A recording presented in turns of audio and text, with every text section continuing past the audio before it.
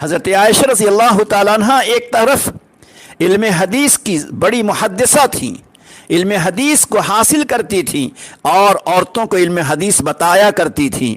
اسی طرح حضرت عائشہ رضی اللہ تعالیٰ عنہ مسئلے مسائل بھی بتایا کرتی تھی۔ تو ایک طرف حضرت عائشہ کی مشغولیت علم کے ساتھ بھی تھی، قرآن و حدیث کے ساتھ بھی ان کی مشغولیت تھی، تلاوت کے ساتھ بھی، ذکر و اذکار کے ساتھ بھی، نوافل کے ساتھ بھی، بار بار حج اور عمرہ کرنا بھی ان کا عمل تھا۔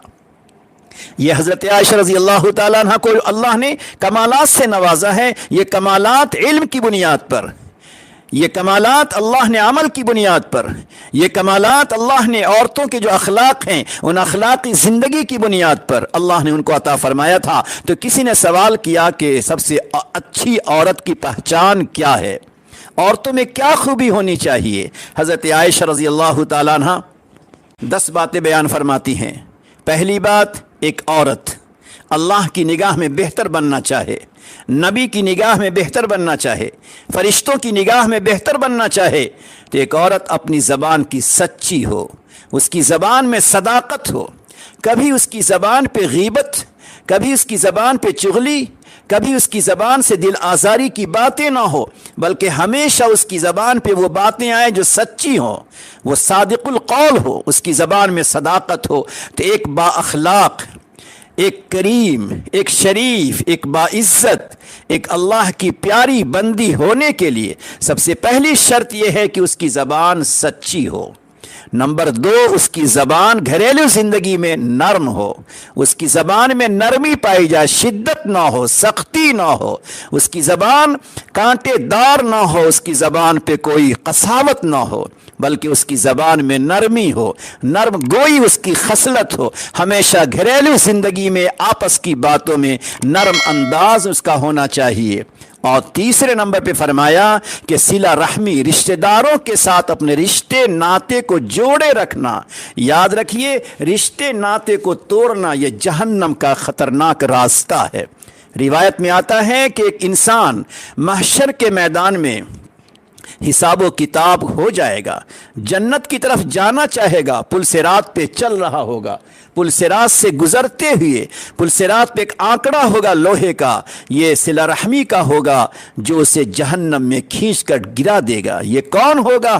جو رشتہ ناتا کو ہمیشہ توڑے ہوگا۔ آج ہمارے اندر اعمال ہیں مگر رشتے ناتے ٹوٹے ہوئے۔ یاد رکھیے، رشتے ناتے کے ٹوٹنے کی بنا پر سب سے بڑی جو سزا ملتی ہے، زندگی سے برکت مٹ جاتی ہے۔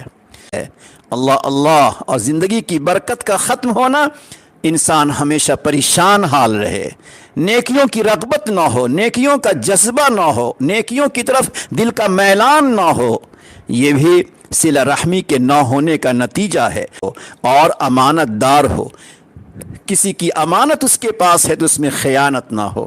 یاد رکھیں، جس طرح ساز و سامان میں امانت ہوتی ہے، اسی طرح باتوں میں بھی امانت ہوتی ہے۔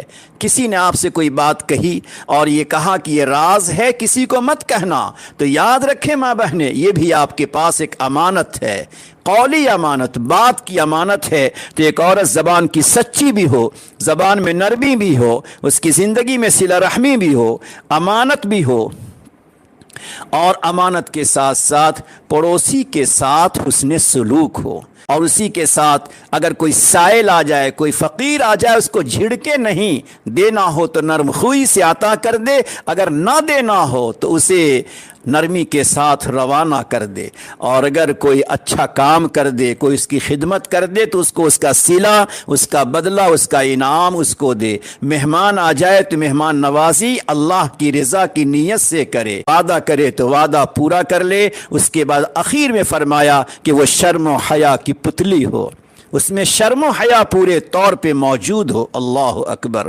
آپ اندازہ لگائیں کہ حضرت عائشہ رضی اللہ تعالیٰ عنہ نے ایک باکمال، ایک شریف، ایک کریم، ایک باعزت، ایک معزز، ایک اللہ کی پیاری اور چہیتی بندی ہونے کے لیے جن 10 باتوں کا تذکرہ حضرت عائشہ نے کیا ہے، ظاہر ہے کہ حضرت عائشہ ایک بڑی عالمہ بھی ہیں، بڑی محدثہ بھی ہیں، بڑی عابدہ بھی ہیں، بڑی زاہدہ بھی ہیں، اور یہ حضرت عائشہ رضی اللہ تعالیٰ عنہ وہ زوجہ مکرمہ ہے نبی علیہ الصلوۃ والسلام کی، جن کی نظر، جن کی فکر امت کی ماؤں، امت کی بیٹیوں اور امت کی بہنوں کے بارے میں ہمیشہ رہا کرتی تھی۔ اسی بنیاد پر جو گھریلو زندگی ہے، جو انسانی زندگی ہے، جو ازدواجی زندگی ہے، جو شادی سے پہلے شادی کے بعد کی زندگی ہے اور گھریلو زندگی ہے، تمام زندگی کے بارے میں حضرت عائشہ رضی اللہ تعالیٰ عنہ کی فکر بھری باتیں موجود ہیں۔ تو حضرت عائشہ رضی اللہ تعالیٰ عنہ کی باتیں اگر ہماری آپ کی زندگی میں آ جائیں تو ہم اللہ کی نگاہ میں شریف اور معزز ہو جائیں۔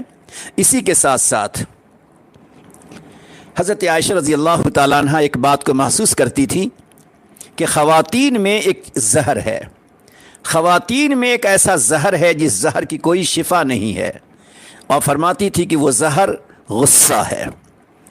اللہ اکبر۔ فرماتی تھی للہ در التقوی ما ترکت لذی غیظ شفا۔ اگر تقوی نہیں ہے کسی انسان میں، کسی عورت میں، تو اس میں اگر غیظ و غضب اگر ہے، غصے کی حالت ہے، تو اس غصے کا کوئی علاج نہیں ہے۔ کیا مطلب؟ جس طرح بعض بیماریاں لا علاج ہو گئی، اس لا علاج بیماری کے آنے پر خطرہ ہو جاتا ہے موت کا، ڈر ہو جاتا ہے دنیا سے چلے جانے کا، ڈر ہو جاتا ہے ہمیشہ کے بستر پہ پڑ جانے کا۔ لا علاج مرض کا خطرہ یہی ہے۔ فرماتی ہیں جس دل میں تقوی نہ ہو، جس دل میں خوف الہی نہ ہو، جس دل میں اللہ کے سامنے جواب دہی کا خیال نہ ہو، ایسے دل میں اگر تقوی نہیں ہے اور غصہ اگر ہے تو سمجھ جاؤ اب وہ غصہ اس کے حق میں لا علاج مرض ہے، اور لا علاج مرض میں پریشانی ہے، تباہی ہے، نقصان ہے، ضرر ہے، بے چینی ہے، اضطراب ہے، بے قراری ہے۔ اللہ اللہ۔ اس سے گویا حضرت عائشہ رضی اللہ تعالیٰ عنہ خواتین کو پیغام دینا چاہتی ہیں کہ تمہاری زندگی میں بے جا غصہ ہرگز نہ ہونا چاہیے۔ یہ غصہ کہیں ایسا نہ ہو کہ تمہارے واسطے لا علاج مرض بن جائے اور وہی غصہ تمہیں تباہی بربادی کے راستے پر لے جائے۔ اللہ اکبر۔ لیکن جب خواتین حضرت عائشہ رضی اللہ تعالیٰ عنہ کی ان 10 باتوں پر عمل کرتی ہیں، جب ان 10 باتوں پر خواتین عمل کرتی ہیں تو پھر ان کی زندگی کا رنگ دیکھیں۔ حضرت ماریہ قبطیہ رضی اللہ تعالیٰ عنہ انہی باتوں پر اپنے آپ کو ڈھالے ہوئی تھیں اور ہمیشہ اپنی زندگی کو بنانے اور سنوارنے میں رہتی تھیں، تو اللہ نے ان کے ساتھ عنایت یہ کیا کہ بات بات میں ان کی زبان پہ الحمدللہ نکلا کرتا تھا۔ حضرت ماریہ کی زبان پہ ہمیشہ الحمدللہ نکلا کرتا تھا، کچھ بھی ہو جائے الحمدللہ، صبح ہوئی الحمدللہ، رات آئی الحمدللہ، گھر میں کوئی مہمان آیا الحمدللہ، بارش ہو گئی الحمدللہ، ہر بات پہ شکر الہی۔ اللہ رب العزت کو ان کا یہ انداز کتنا پسند آیا کہ جب ان کے موت کا وقت قریب آیا، خواتین گھر میں دائیں بائیں بیٹھی تھیں، پڑھتی ہیں لا الہ الا اللہ محمد الرسول اللہ، اتنا پڑھنا تھا زور سے، اسی پڑھنے کے ساتھ ساتھ ان کی روح نکل گئی۔ جس زبان پہ ہمیشہ اللہ کا کلمہ رہا، جس زبان پہ ہمیشہ حمد و ثنا، جس زبان پہ اللہ کا شکر، اللہ رب العزت نے رحمت کا معاملہ فرماتے ہوئے کہا کہ تیری آخری سانس اس طرح نکلے کہ تمہاری زبان پہ لا الہ الا اللہ کا ورد جاری رہے۔